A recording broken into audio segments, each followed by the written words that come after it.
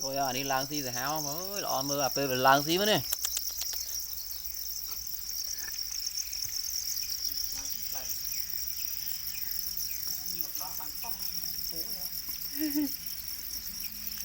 Nhờ lô miên gặp lưng muối thua đá. Mà đặc khơi ít khó. Tìm ngày đó flop.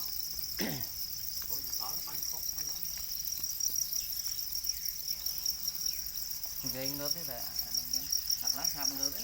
Bằng hai cái đau. Ngày thọn em một bữa làm ngơ.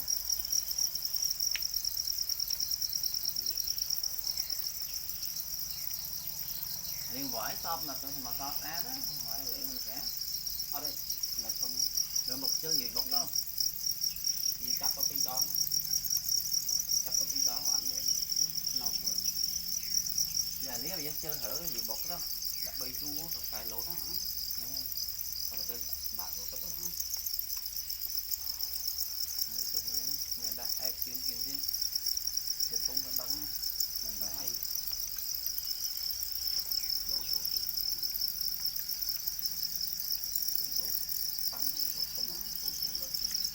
Tin cả ha sao không tốt đâu.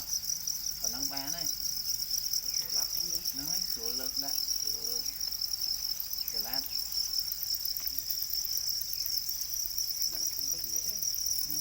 Ủa đã thực bình chẳng cho ấy đơn lên Nguyễn.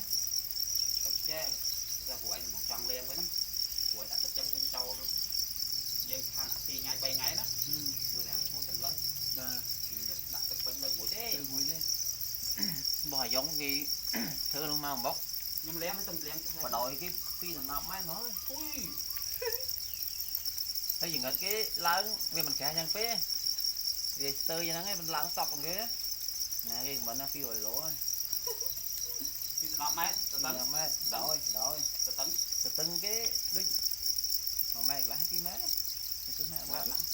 Tí mét. Tấn cái tí mét. Rồi mình ăn. Nó mệt lắm. Ồ, cái cô phải rồi. Đấy mà mà chua đấy rồi đó đấy chứ.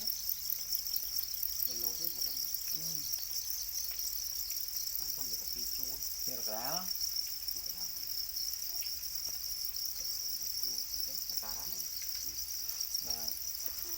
Thì chết cái này chẳng ai mình lố đó lơ xì lơ.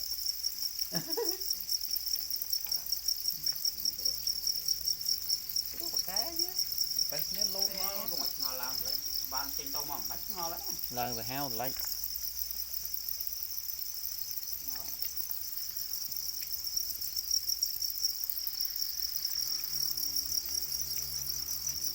Vòi đạm đấy mình làm cái đăng đó. Cái này thì vẫn đã hơi đấy. Lý này.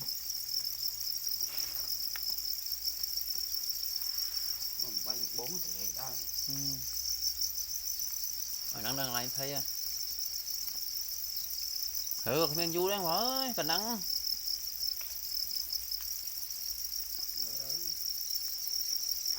Mình chạy vú.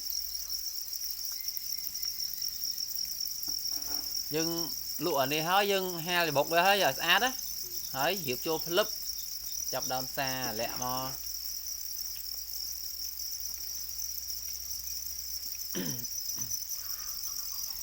Cái chấm thả vân chung hốt cái củ đấy. Nói vân hỗn.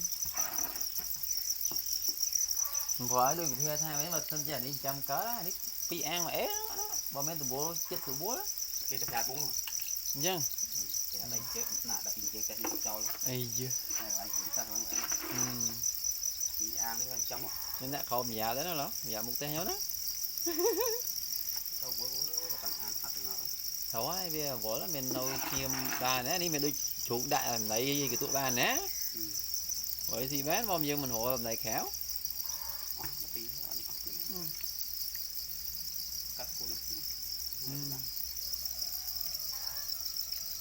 Ngược là chi nè nè, đã hơi. Đã tấn vào đó. Nguột áo thì nó nhé. Lý giờ nó kệ, cho làm nó vô chơi nhé mà. Tức vô chơi nhé.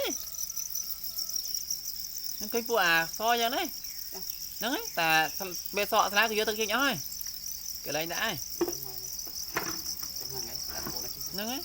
thấy đợt pê nắng vỏ chân đã lắc chới đại ấy cái đầu cọt bên nào đấy lắc chê chân chứ lâu anh đã thấy cầm nấu cái ọt cái tay chân này ta bị si à đi si lấy thì tuổi bị sấy tức cái nhé ọt cái si si dần lắc chớ nè nhưng cắt tạc cuốn máu nhưng đã bây giờ nó phải làm mình ót đây đây phải làm lá mà đó trôi nó vô vô chậu rồi này lui vô chết nhá vô chết rồi rồi ly buôn ấu quay con ly buôn ly á vô vào đạn ơi má à đấy à đây là hao mấy xí giờ tao đi sọ à làm nó việc cho câu sao phải đôi chén ấy chứ cái tam phải chừng là cả muối nè bây giờ tam phải đã buông sầu sọ xảo có đạ sọ nè phải nó đạ và lầm lao mong buồn những cái đạ tao đau mong buồn ấy cho chính ấy mà đi kết tốt phải buồn mong đi sọ anh nhau mà cái nhau quá bù phê à ca nó gỡ vô chứ thì chạy cho khổm đó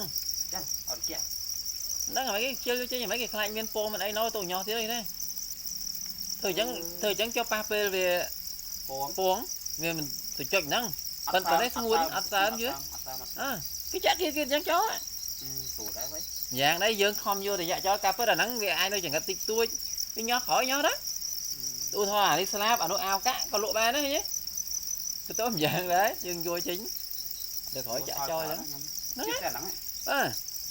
để anh còn chẳng men tiết lớn hơn tiết ngọt á cái nó buông mà cháu cái đó mua một cái trái phí phí chọc lên bằng đấy và buông thả này đi sao nhóm sinh hoạt cả khơi tăng a đây ban đầu nó giờ sao nhóm nuôi buông cái dạng